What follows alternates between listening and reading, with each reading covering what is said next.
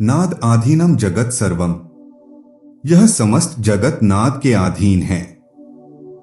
विज्ञान भी वेद के कथन को मानता है कि यह समस्त ब्रह्मांड ध्वनि का कंपन मात्र है। यदि जीवन को मधुर सकारात्मक संगीत लहरियों से वंचित रखोगे तो डिप्रेशन को स्वतः आमंत्रित करोगे। योग कहता है कि प्रत्येक व्यक्ति के भीतर दैवीय शब्द ध्वनित होते रहते हैं, लेकिन व्यक्ति को इतनी भी फुर्सत नहीं है कि स्वयं को सुन ले। नाद दो तरह के होते हैं, आहत और अनाहत। आहत का अर्थ दो वस्तुओं के संयोग से उत्पन्न ध्वनि और अनाहत का अर्थ जो स्वयं ही ध्वनित है। नाद कहते हैं ध्वनि को, ध्वनि की तरंग को। नाद योग का उद्देश्य है आहत से अनाहत की ओर ले जाना। आप पहले एक नाद उत्पन्न करो, फिर उस नाद के साथ अपने मन को जोड़ो। मन को एक तार में लगाए रखने के लिए ही तो ओम का आविष्कार हुआ है। ओम ही है एकमात्र ऐसा प्रणव मंत्र जो आपको अनाहत की ओर ले जा सकता है।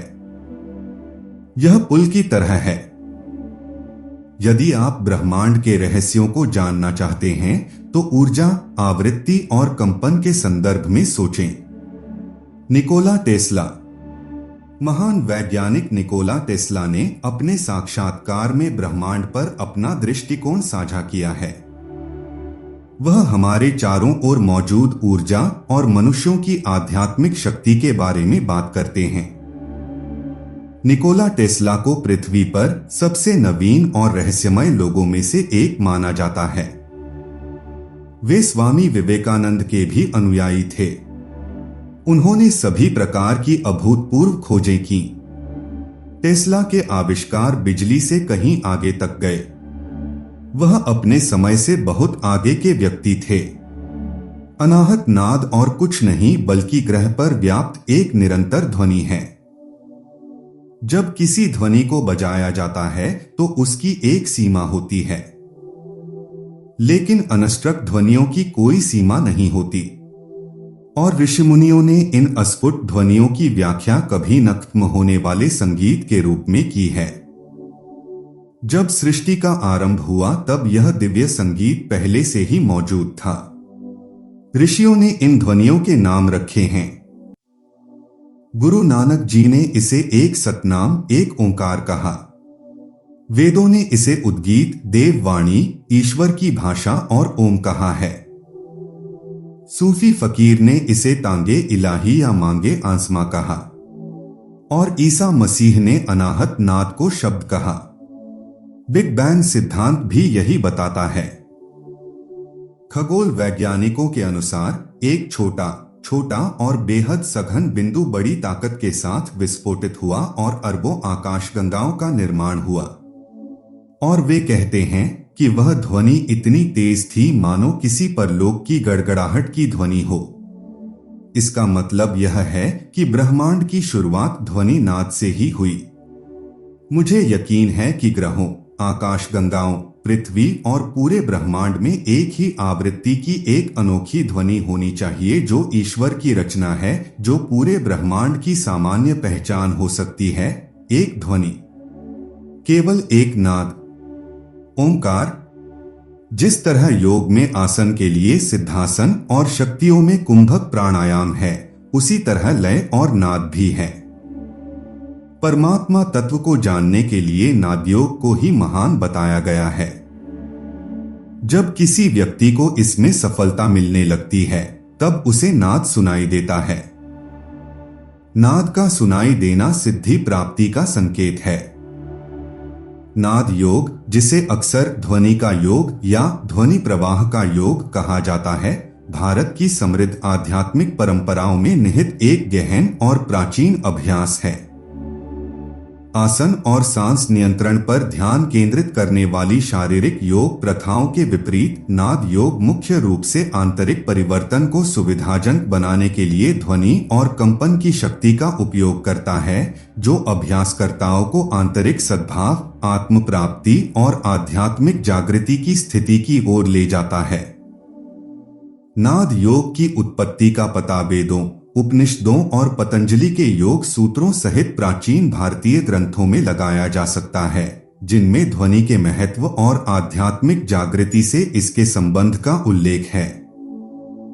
संस्कृत में नाद का अर्थ है ध्वनि या कंपन, और नाद योग का अभ्यास इस विश्वास पर बनाया गया है कि ब्रह्मांड स्वयं कंपन से बना है, जिसका उपयोग चेतना की उच्च अवस्था तक पहुंचने के लिए किया जा सकता है।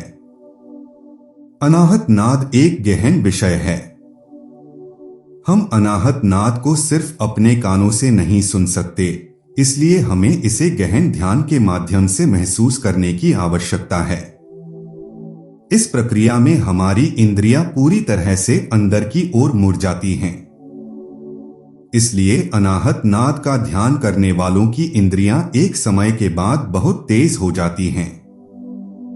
आपको अपने सूक्ष्म शरीर के 7 चक्रों के बारे में अवश्य जानना चाहिए। अनाहत नाद ध्यान इन 7 चक्रों में से किसी एक पर ध्यान केंद्रित करके किया जाता है, लेकिन ये चक्र हमें महसूस नहीं होते, इसलिए हमारा ध्यान उन तत्वों पर है जो इन चक्रों का प्रतिनिधित्व करते हैं। सांस, दिल की धड़कन और हमारी दोनों भौहों के बीच का स्थान कुछ चक्रों का प्रतिनिधित्व करता है। अनाहत नाद एक चक्र का भी प्रतिनिधित्व करता है। वह चक्र 7 चक्रों में से चौथा चक्र है, अनाहत चक्र। अनाहत नाद का ध्यान करने वालों की इंद्रियां इतनी तीव्र हो जाती हैं कि उन्हें वह चीजें भी समझ में आ जाती हैं जो दूसरों को नहीं होती। फिर वो चीजें कुछ भी हो सकती हैं, और इन अनुभवों को अलौकिक भी कहा जाता है। मानवीय संवेदनाओं की कुछ सीमाएं होती हैं।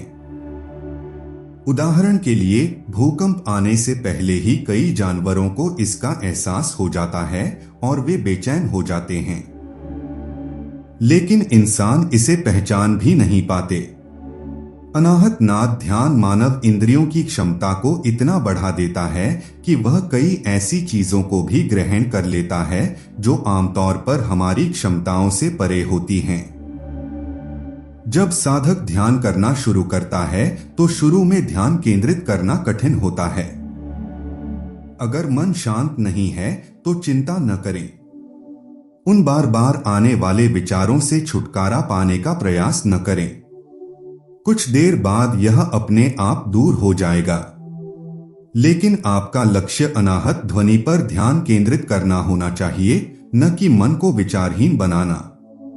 एक बार जब साधक का ध्यान स्थिर हो जाता है तो अभ्यासकर्ता ध्यान के विभिन्न चरणों से गुजरेगा और प्रत्येक चरण उसे दूसरे स्तर पर उन्नत करेगा। अनाहत नाद ध्यान एक दिन या कुछ महीनों में नहीं सीखा जा सकता। यह एक लंबी यात्रा है। केवल वे ही जो इस ध्यान में दृढ़ रहते हैं अनाहत नाद का अनुभव कर सकते हैं। परब्रह्म स्वरूप नाद को सार्वभौम ध्वनि भी कहा जाता है। साधक विभिन्न प्रकार की ध्वनियां सुनकर शुरुआत करता है और विभिन्न भावनाओं को महसूस करता है। जैसे जैसे वे गहराई में जाते हैं, उन्हें असामान्य आवाजें सुनाई देती हैं जो डरावनी हो सकती हैं। अनहद नाद ध्यान के प्रारंभिक चरणों में आप अनहद नाद की मूल ध्वनियां जैसे मौन की ध्वनि, सीटी जैसी ध्वनि, गौरैया के चहचहाने की ध्वनि सुन सकते हैं। इन बुनियादी ध्वनियों पर नियमित अभ्यास से आप घंटियां, बांसुरी, ड्रम जैसी सूक्ष्म ध्वनियां और कभी कभी कई संगीत वाद्य यंत्र सुन सकते हैं। हम उस दिव्य ध्वनि की तुलना कृत्रिम संगीत ध्वनियों से नहीं कर सकते। नाद योग का अभ्यास। नाद योग के अंतर्गत कुछ मूलभूत अभ्यासों में शामिल हैं। 1. ध्वनि पर ध्यान। नाद योगी अक्सर अपना अभ्यास विशिष्ट ध्वनियों या मंत्रों पर ध्यान से शुरू करते हैं। 2. जप और मंत्र पाठ। नाद योग में विशिष्ट मंत्रों या पवित्र ध्वनियों को दोहराना एक आम अभ्यास है। माना जाता है कि मंत्रों का अभ्यासकर्ता की चेतना पर गहरा प्रभाव पड़ता है, जिससे मन को शांत करने और जागरूकता बढ़ाने में मदद मिलती है। 3 आंतरिक ध्वनियों को सुनना। नाद योग का एक प्रमुख पहलू आंतरिक ध्वनियों को सुनने की क्षमता है, जो अभ्यासकर्ता के भीतर स्वाभाविक रूप से उत्पन्न होती हैं। इन आंतरिक ध्वनियों को ब्रह्मांड का मौलिक कंपन माना जाता है और माना जाता है कि ये साधक को आत्म साक्षात्कार की ओर ले जाते हैं। 4 ध्वनि उपचार। नाद योग में ध्वनि उपचार तकनीकों का उपयोग भी शामिल है, जैसे गायन, कटोरे, घड़ियां या घंटियां जैसे संगीत वाद्य यंत्र बजाना। ये उपकरण हार्मोनिक कंपन उत्पन्न करते हैं जो अभ्यासकर्ता के ऊर्जा केंद्रों, चक्रों को संतुलित करने में मदद कर सकते हैं। नाद योग के लाभ। नाद योग उन लोगों को कई लाभ प्रदान करता है जो इस आध्यात्मिक यात्रा पर निकलते हैं। अनहद नाद ध्वनि हमारी उत्पत्ति का मूल स्रोत है, इसलिए एक बार जब आप उस दिव्य ध्वनि पर ध्यान करना शुरू कर देते हैं तो यह स्वचालित रूप से आपके आंतरिक परिवर्तन शुरू कर देता है, जैसे कि आप चिंता, क्रोध, वासना, लालच से मुक्त महसूस करते हैं और आपका जीवन शांतिपूर्ण हो जाता है। ये बुनियादी लाभ हैं जिन्हें हम शुरू में अपने दैनिक जीवन में महसूस करते हैं, लेकिन अनहद नाद का वास्तविक लाभ यह है कि जब हम ध्यान करते हैं तो आंतरिक ध्वनि हमें हमारी आध्यात्मिक यात्रा के लिए दिशा निर्देश देती है। जब हम ध्यान करते हैं तो बहुत सारी नकारात्मक शक्तियां होती हैं जो सच्चे साधकों को विचलित आकर्षित करती हैं, लेकिन आंतरिक ध्वनि उस स्तर पर ध्यान करने वाले को बचा लेती है। नाद योग प्राचीन और गहन ध्वनि का योग आंतरिक सद्भाव, आत्मबोध और आध्यात्मिक जागृति के लिए एक अनूठा और शक्तिशाली मार्ग प्रदान करता है। ध्यान, जप और ध्वनि उपचार जैसी प्रथाओं के माध्यम से व्यक्ति तनाव को कम कर सकते हैं, एकाग्रता बढ़ा सकते हैं और अंततः आत्मखोज और आध्यात्मिक ज्ञान की दिशा में यात्रा शुरू कर सकते हैं।